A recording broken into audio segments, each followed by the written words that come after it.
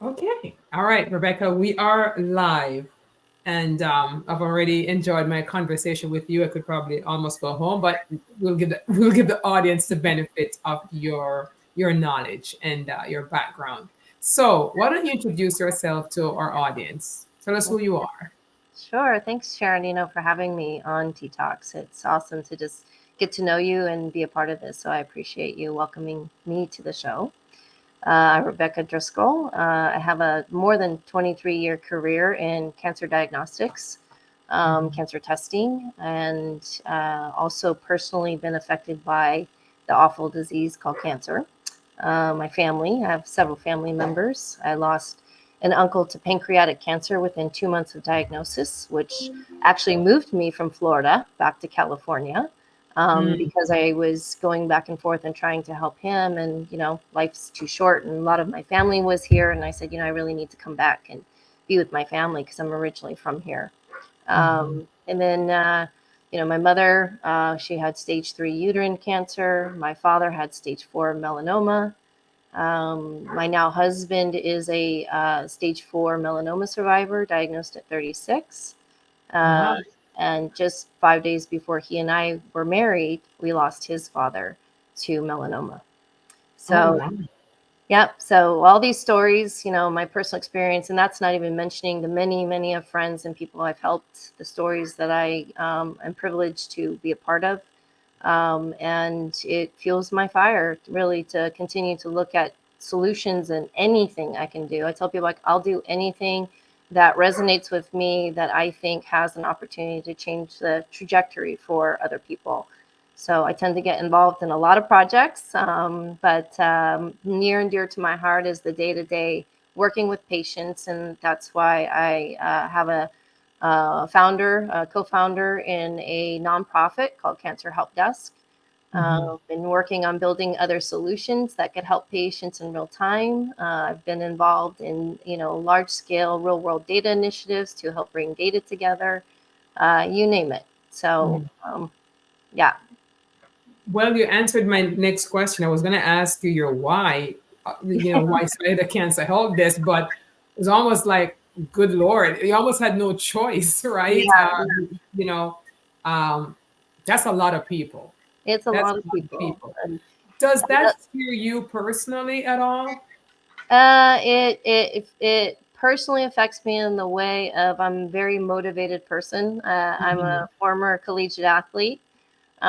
So determination is at the core of who I am. And every time I'm faced with somebody and it's close to me, family, friend, or friend of a friend, I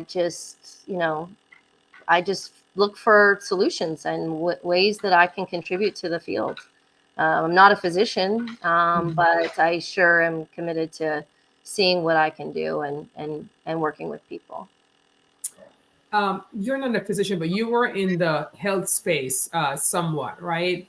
Yeah. Before you started your cancer help desk. What were you doing? Whenever, and you should also share your story that from the age of 10, you thought you're going to be working in cancer, and here you are. But I thought Yeah. it was a neat story you shared earlier.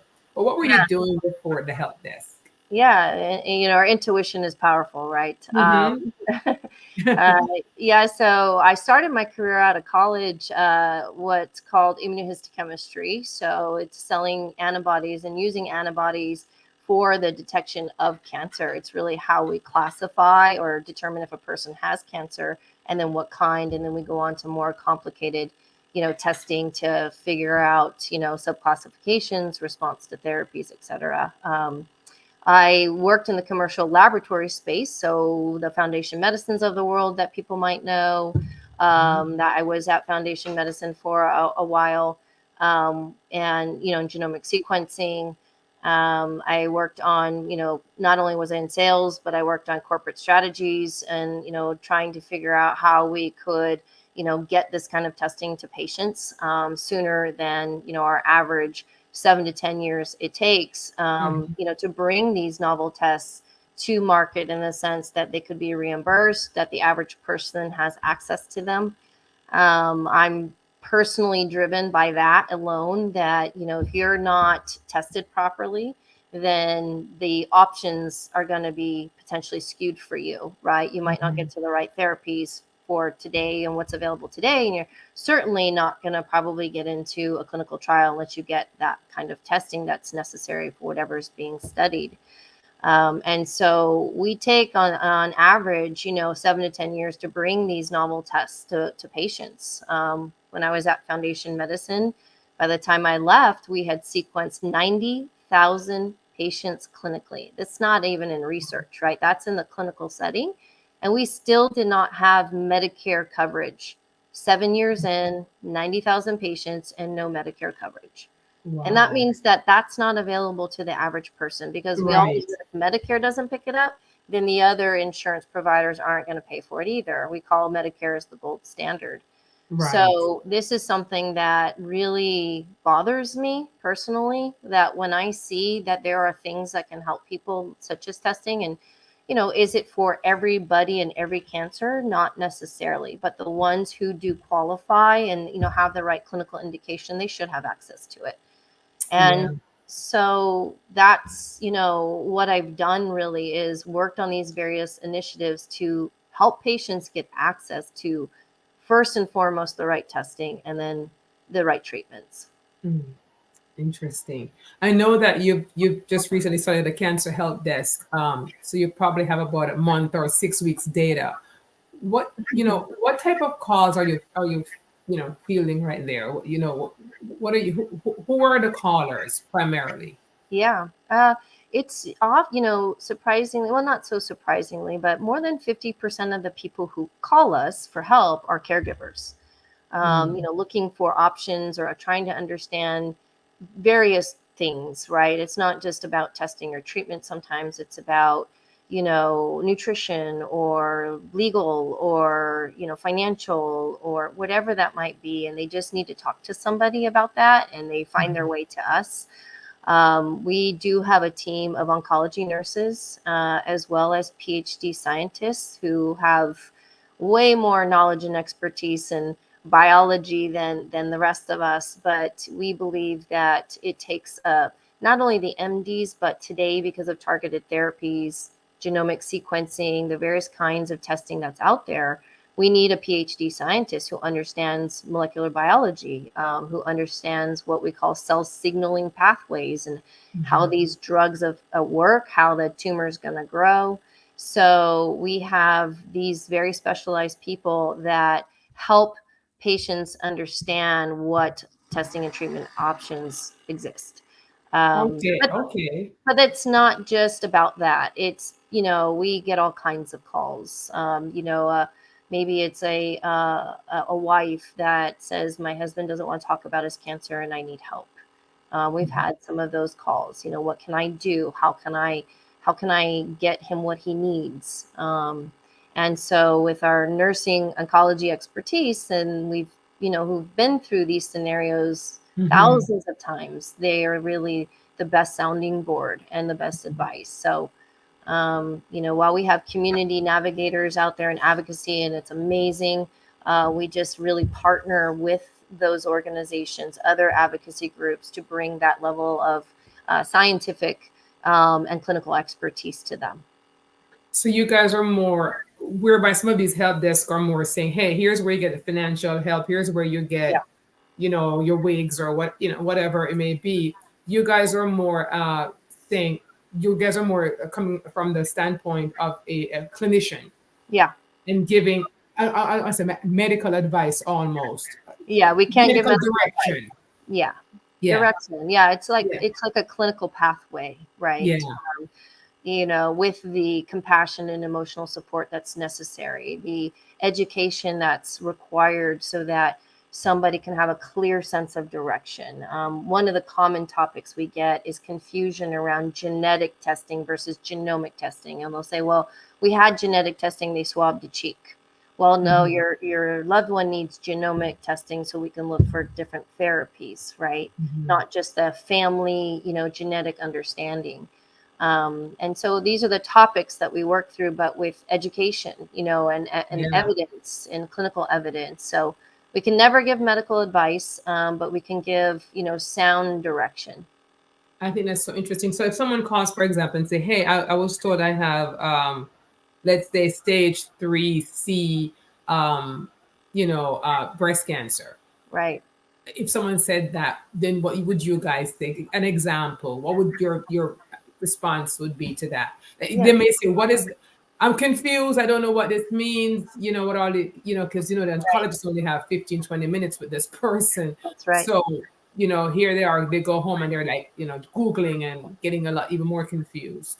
Right. Yeah. So I think we first assess, with the patient where they're at and their understanding of their own illness, which is really important, right? Mhm. Sometimes you get people that are very well versed, but they're overwhelmed by the information, let's say around clinical trials, or you have Mhm. people that are just completely confused even by what is a stage 3C versus a stage 3B, or, what Right. is this terminology? And so, we walk through and explain that to them, and through questioning of the patient, sometimes they'll be staged but they haven't been properly tested, and we'll say, well, what are your genomic sequencing results, or what is your HER2 status, let's say in a breast cancer case. Mhm. And sometimes we hear, I don't know what that is, and so we guide them on how to get their pathology report. Then once they have their pathology report or their genomic sequencing report or whatever that is that we're looking for, then we walk them through understanding that report, and then what are the steps that they can take next. Or if there's not a step to take next and they're in good care and everything is great, what is plan B and C? What Mhm. if things don't go as planned, like often happens in oncology, in cancer? Right. And we need to have a backup plan. And when I cared for my dad who had stage 4 melanoma, I said, we're going to have plan A, B, and C, so that if the standard of care doesn't work for you, we already know Mhm. what your genomics look like, and we know that we're going to be looking for a clinical trial, and we're not going to look for one, we're going to look for several. Mhm. And and because my dad wasn't ready, he was a healthy, otherwise healthy person, and although he may have been a little bit older, he's an ox. He's a big guy. Right. Right. Strong, and Right. this is what he wanted. And considering also the person's wishes, right? Yeah. Somebody could say, I don't want chemotherapy, right? I don't want to go through this, and talk through me, options. And so we Mhm. really take into account the whole person. It's not just about, hey, go get this test. It's really what's going on with you. What are your wishes? Where are you at? And how can we help best guide you? All right, I'm going to get a couple of questions from the audience and then I'll come back with another question. How do you source your information for cancer help desk? Is it reviewed by physicians? That's a great question. Sometimes they can be reviewed by physicians. We will seek physician, oversight. Oftentimes, when you're looking for, let's say, clinical trials, you source it from clinicaltrials.gov, or there's other pieces of information.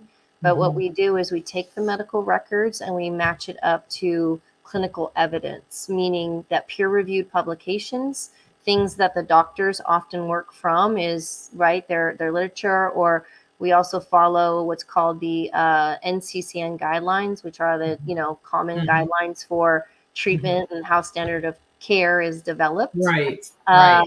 And so we source our literature through peer-reviewed publications, which is really important. It's not just going to WebMD and saying, hey, this is what we found.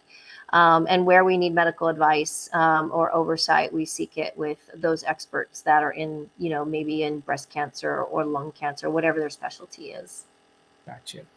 Are there any resources or tools that patients can use to better understand and participate in their treatment plans? Do you? I think there's lots of, that's a big question.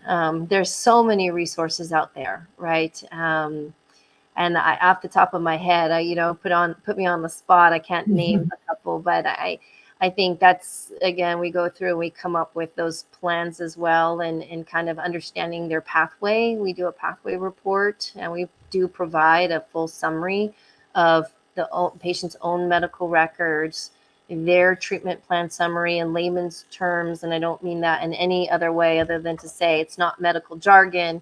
It's Mhm. just saying, here's from our interpretation from an oncology nursing perspective, right? Mhm. Or the biology perspective, like what we said, genomic versus genetic testing. when we would tell somebody, hey, in your treatment plan, you haven't had genomic profiling, but you are a stage 3B or 4 patient, you need to advocate for this. That's how we kind of work through their treatment plan, their given treatment plan, and then help them advocate for what they need. Interesting. And when you say you help them, what does that look like? Do you give them a script to ask their doctors, to talk to their doctors about? How do you help them with that? We do. We give them, I wouldn't say a script, but questions to ask, or I can give you maybe a scenario that might be helpful. We had a scenario where one of our patients was told they needed to go to surgery immediately, and that genomic profiling wasn't going to change the course of therapy. And while that might be the case at that end point in time, it could change the course of therapy post-surgery, right? You could qualify maybe for a clinical trial, and that clinical trial might be you can't have surgery or radiation before you enter this clinical trial. And so we talk to that patient saying, what is it that you want to do? Here's the questions you need to talk to your doctor about.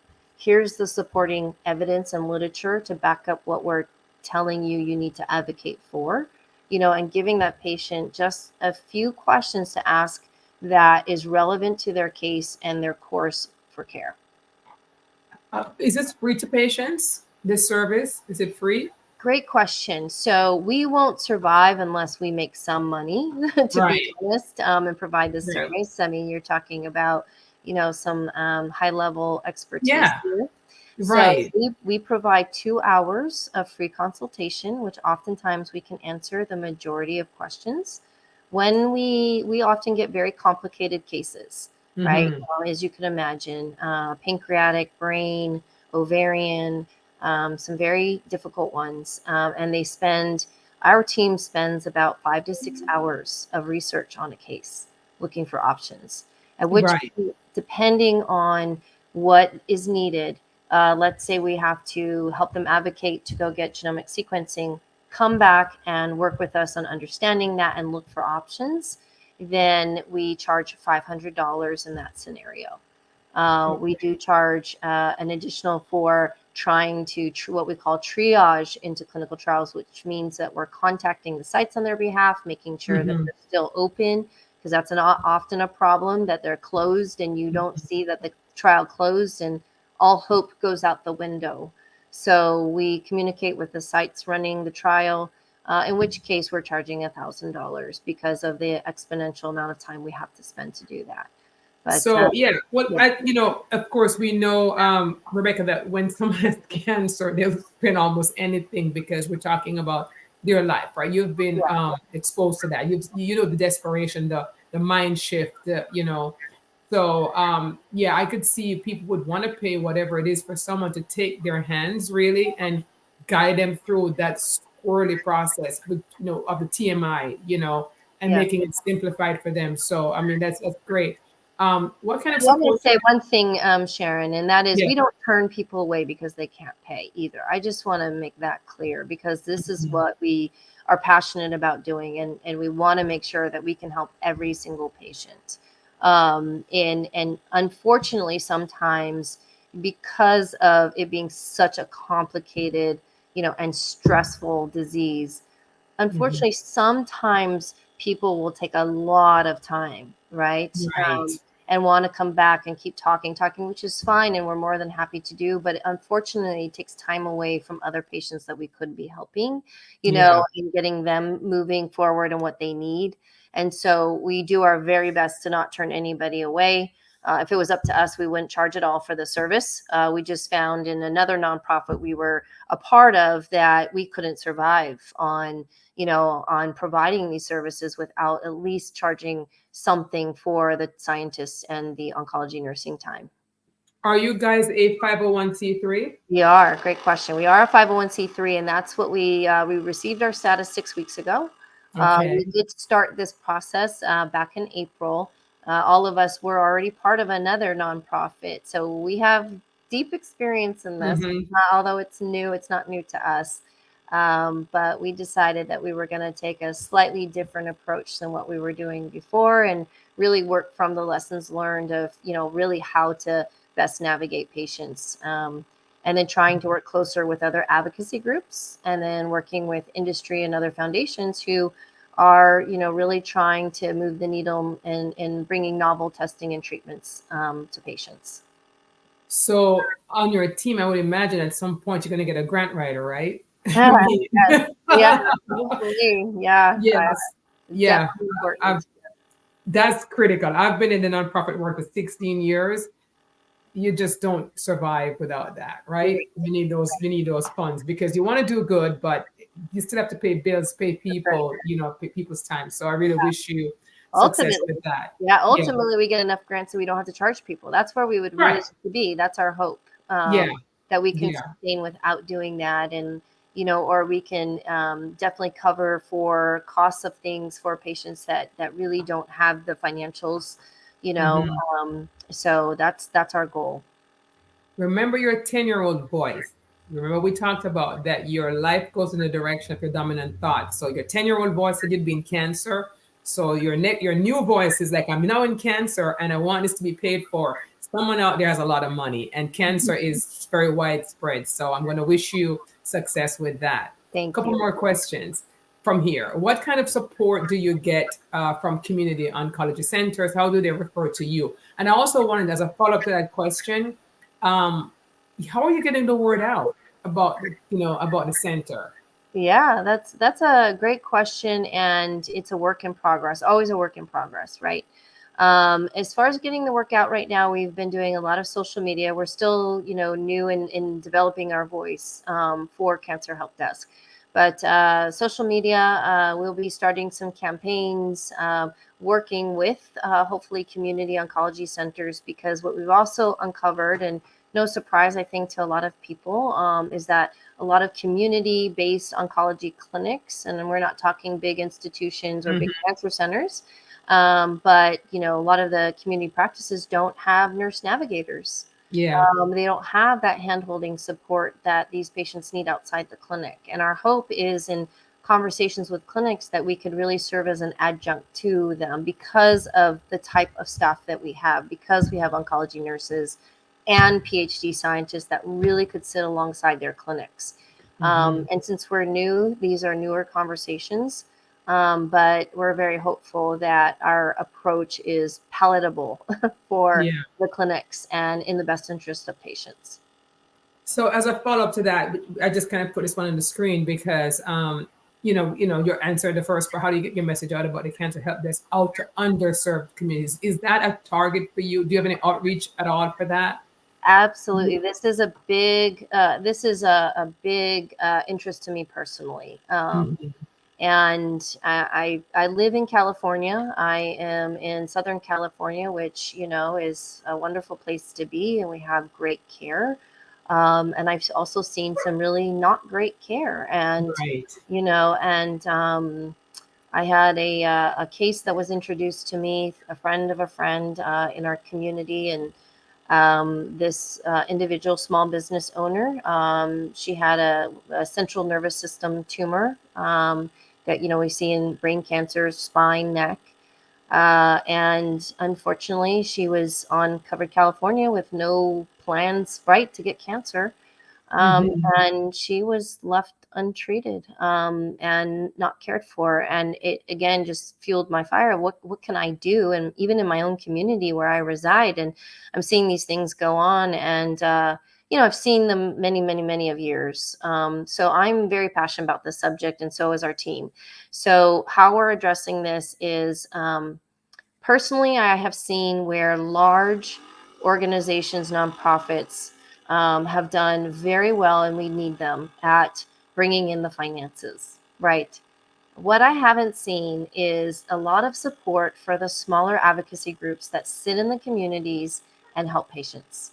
Mhm. And we believe that we can take our expertise and work with these advocacy groups in communities where patients reside and provide that knowledge, education, channels, pathways, whatever you want to call them, to testing and treatment, because knowledge is power. And I think I've heard Mhm. you say this, Sharon, quite a bit, right? And if we can Yes. empower them with the right information through their own community advocates, their peers, then I think we can start to move the needle. And I think this is where we're really focusing, grants, partnerships, because I believe we can create what I tell people: you can have an interstate in, right? But Mm-hmm. who's addressing the county roads?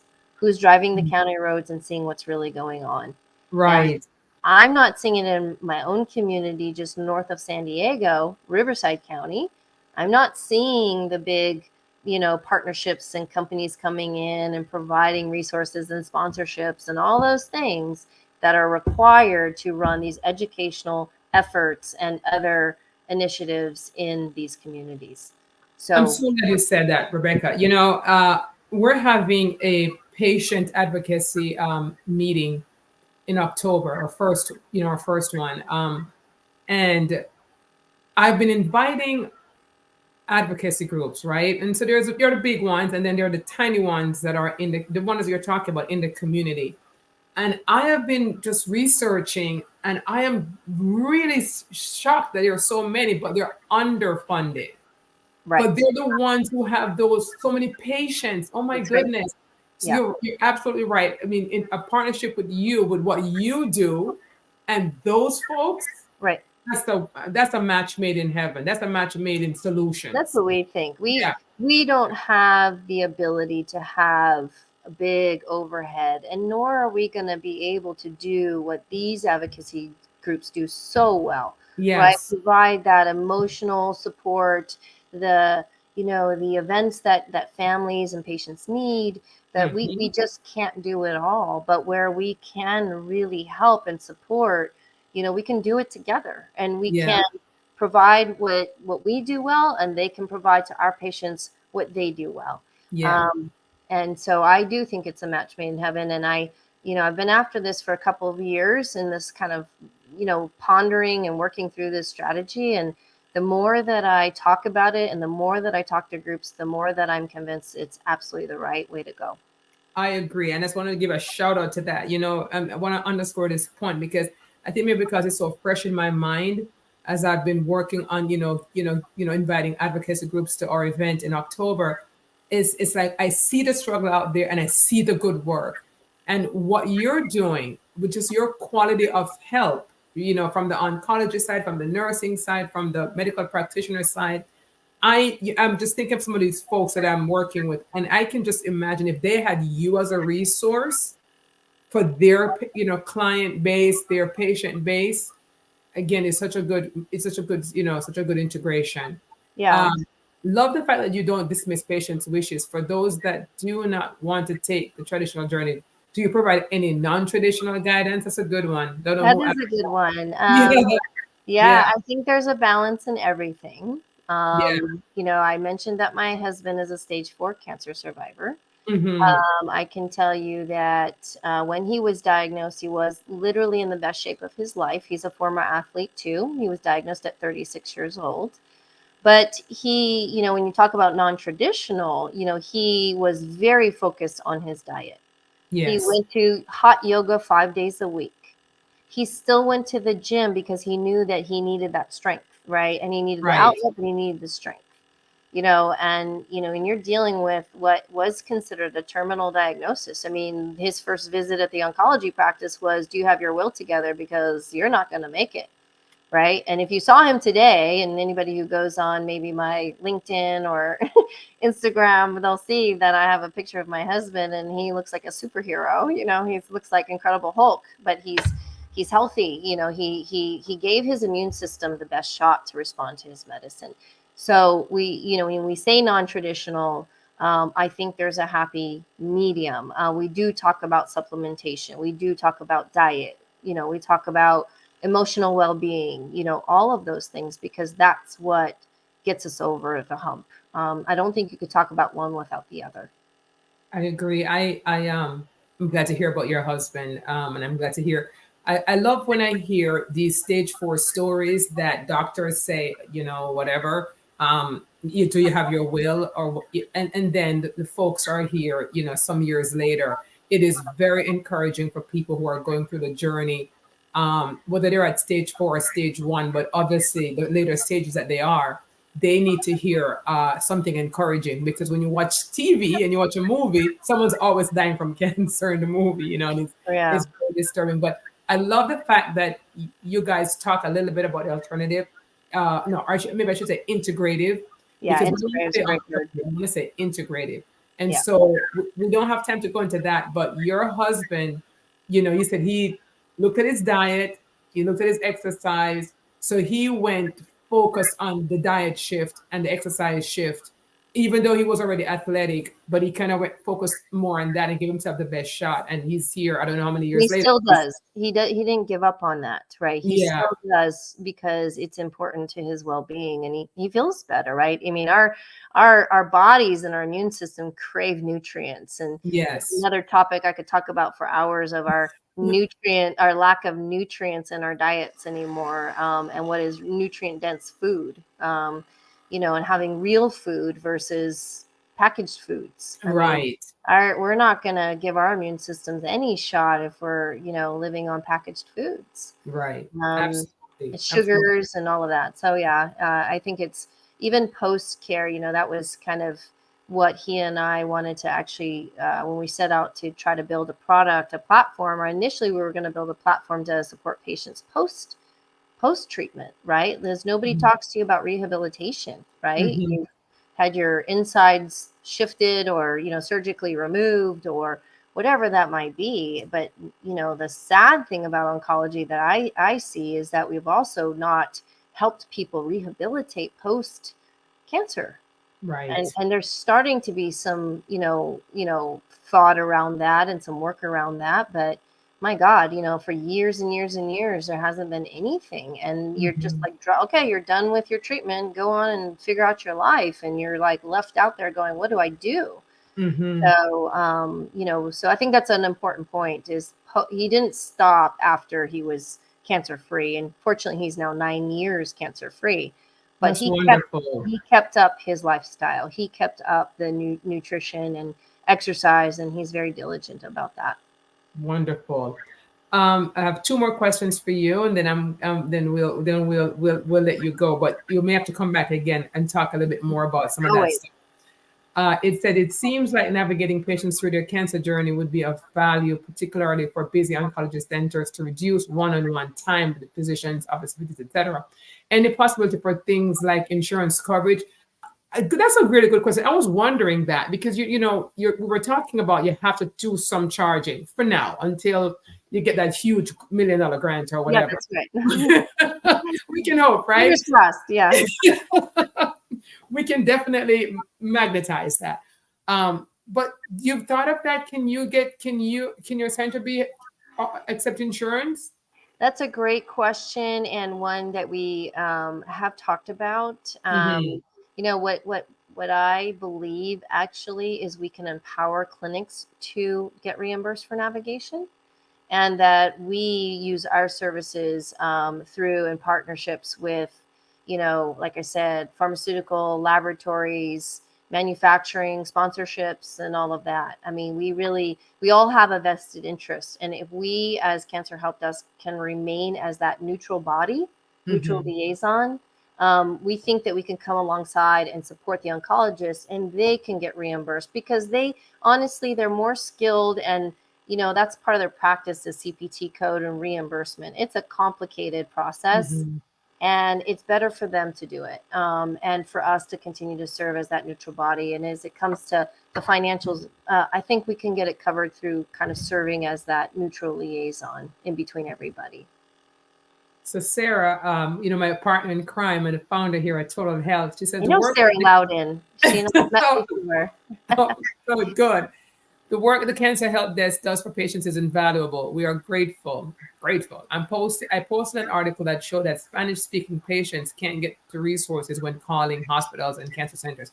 Do you offer any translation services for patients like this? If not, do you have any ideas on ways we can fill these gaps? I have, that's a great question, Sarah. Mm-hmm. Um, so, part of partnering with advocacy to advocacy is having a Spanish speaking local person. So, we Right. have focused on that. The thing that we found is that Spanish speaking person also needs some education to ask the right questions too. So we're working through some of that. We're also exploring some chat conversion capabilities, right? Because we all know that there's chatbots out there and you can put them in different language and you can train them and do things. So we're looking at technology to also assist, and not just for Spanish speaking, but for other languages, that we could actually just even get to some of the minimal questions, responses that we know that patients would need. So we are exploring those types of solutions. I will share that we are very cautious about using chatbots and things because of data privacy and respect for patients. So we want to make sure that we're doing it in the most ethical way, and we have control over those channels. So we're not just going to employ any company to do it with us and for us.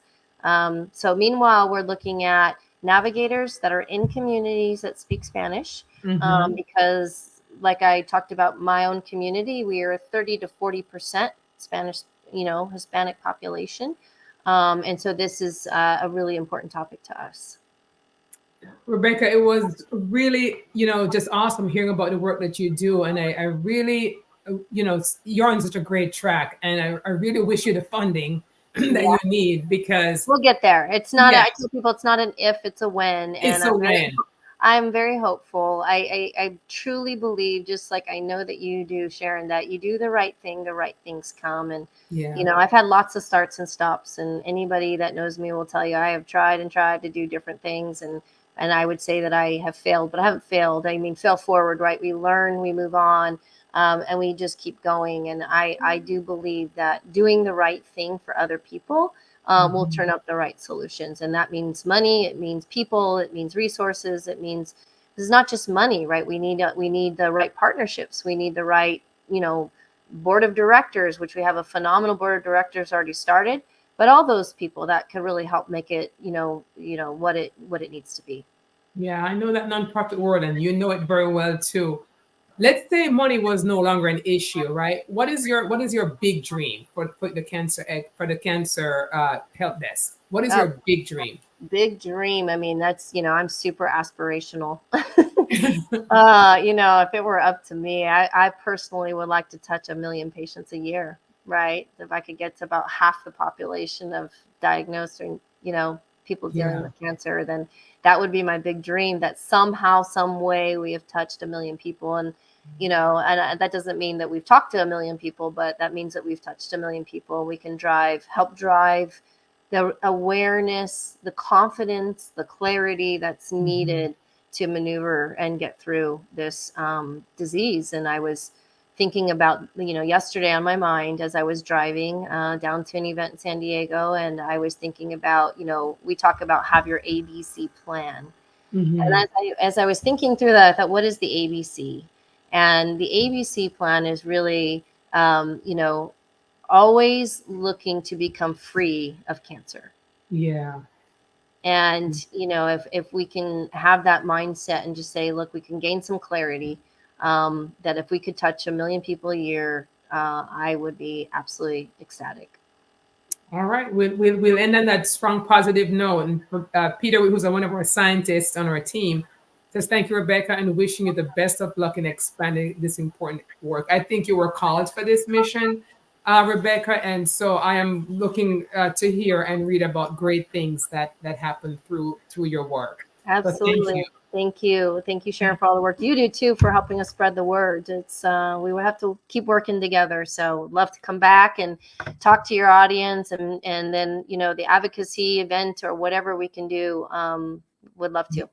I'd love to. You're in California, right? I am. I'm gonna send you a little note because we're having an event in Denver, which is kind of like not too far from you. I mean, not near, but I travel. I travel where I need to. And I think I told you, Sharon, I used to live in Florida too. So I have friends in Miami and I have friends in Central Florida, and always happy to come out there. So all right. I'm going to send you some information in our 2 exciting conferences coming up. Oh, yeah, exciting.